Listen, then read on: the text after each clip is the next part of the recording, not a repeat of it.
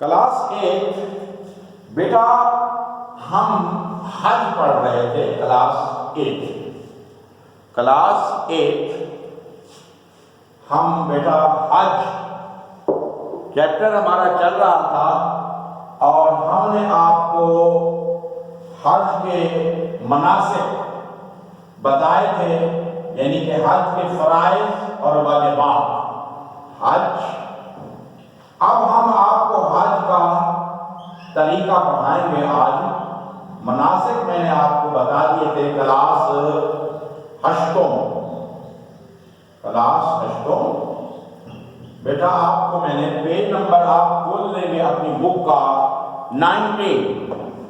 میں نے آپ کو پچھلے پیریڈ میں مناسک حج یعنی کہ وہ اعمال جو حج کے اندر فرائض کا درجہ رکھتے ہیں یہ پڑھائے تھے، اور واجب۔ اب میں آپ کو حج کا طریقہ سمجھاتا ہوں کہ حج کیا کیسے جاتا ہے۔ عازمین حج یعنی کہ حج کرنے والے میقات کے مقام پر پہنچ کر نیت کرتے ہیں حج کی۔ میقات اس جگہ کو کہتے ہیں جہاں سے حج کرنے کی نیت کی جاتی ہے، یعنی کہ احرام باندھا جاتا ہے۔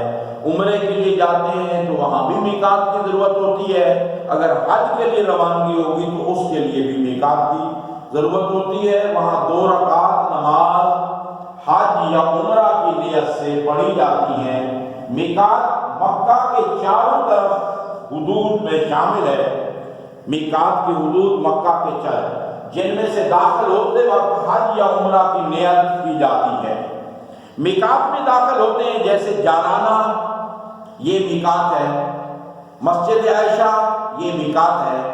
تو پیارے بچوں، طائف سے آنے والے جارانہ سے کرتے ہیں تو وہاں احرام باندھا جاتا ہے، 2 رکعت نماز نفل ادا کی جاتی ہیں، پھر تلبیہ کہتے ہیں اللہم لبیک لک الحمد لبیک لا شریک لک لبیک، اس کو تلبیہ کہتے ہیں، یہ پڑھتے ہیں اور پھر خانہ کعبہ کا طواف کرتے ہیں۔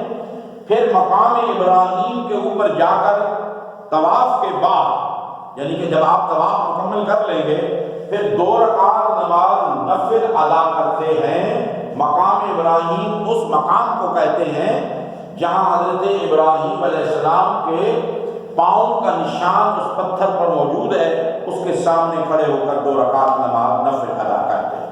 اس کے بعد سعی کہتے ہیں صفا مروہ کی دوڑ کے 7 چکر۔ ان الصفا والمروہ من شعائر اللہ، صفا اور مروہ جو ہے یہ اللہ تعالیٰ کی نشانیوں میں سے نشانی ہے، جہاں اماں ہاجرہ نے پانی کی تلاش میں حضرت اسماعیل علیہ السلام کے لیے دوڑ لگائی تھی۔ یہ 2 پہاڑیاں ہیں، ایک کا نام صفا ہے، ایک کا نام مروہ ہے۔ اللہ ہم سب کو بار بار لے جائے اور بار بار صفا مروہ کی دوڑیں لگائیں یا 7 چکر لگاتے ہیں۔ 8 ذی الحجہ کی دوپہر سے 9 تاریخ صبح تک مینا میں قیام کرتے ہیں، یعنی کہ 8 کو حاجی جو ہیں مکہ چھوڑ دیتے ہیں، اب مینا میں پہنچ جاتے ہیں۔ یہ 9 تاریخ تک وہاں مقام مینا پر قیام کرتے ہیں۔ 9 ذی الحجہ کو حاجی حضرات عرفات کے میدان میں آتے ہیں۔ یہ وہ میدان ہے جو آخرت کی یاد کو تازہ کرتا ہے۔ میدان عرفات کی بڑی اہمیت ہے، اور یہ پورا میدان سفید چادروں سے سفید احرام باندھے ہوئے لاکھوں افراد وہاں اس میدان میں جمع ہوتے ہیں اور غروب و آفتاب تک ٹھہرتے ہیں۔ اگر ممکن ہوتا ہے تو حج کا خطبہ بھی سنتے ہیں اور تلاوت اور اللہ کے ذکر میں مشغول رہتے ہیں۔ غروب آفتاب پر مقام عرفات سے روانہ ہو کر پھر حجاج جو ہیں مزدلفہ آتے ہیں۔ مغرب اور عشاء یہ 2 نمازیں حجاج اکٹھی ادا کرتے ہیں۔ یہاں سے مینا میں رمی کہتے ہیں کنکر مارنا۔ 3 شیطان وہاں موجود ہیں، ایک چھوٹا، پھر اس سے بڑا، پھر اس سے بڑا۔ ان کو پھر پتھر مارے جاتے ہیں، کنکریاں ماری جاتی ہیں، تو اس کو کہتے ہیں رمی کرنا۔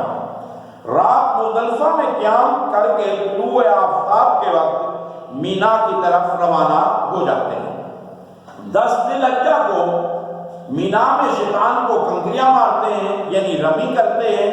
رمی جب ہو جائے گی تو پھر قربانی کرتے ہیں، قربانی جب ہو جائے گی تو پھر سر کو منڈواتے ہیں، جس کو کہتے ہیں حل کرنا، بالکل ٹینڈ کروا دیا جاتا ہے، اور پھر مکہ و معظمہ جا کر طواف زیارت، یہ آخری بات رہ گئی، پھر یہ مکمل کرنے کے بعد طواف زیارت، مکہ آتے ہیں، وہاں طواف زیارت کرتے ہیں، پھر مینا واپس آ جاتے ہیں۔ یہاں 10، 11، 12 ذی الحجہ یعنی کہ 3 دن تک رمی کرتے ہیں، 3 دن تک شیطان کو پتھر مارتے رہتے ہیں، پھر مکہ معظمہ میں واپس آ کر طواف کرتے ہیں۔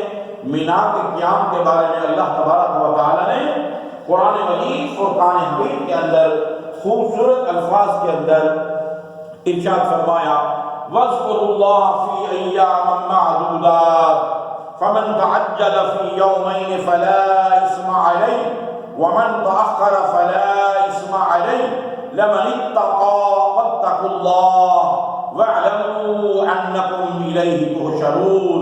سورہ بقرہ میں اللہ نے فرمایا قیام مینا کے دنوں میں جو گنتی دے کے دن ہیں، اللہ کو بہت یاد کرو۔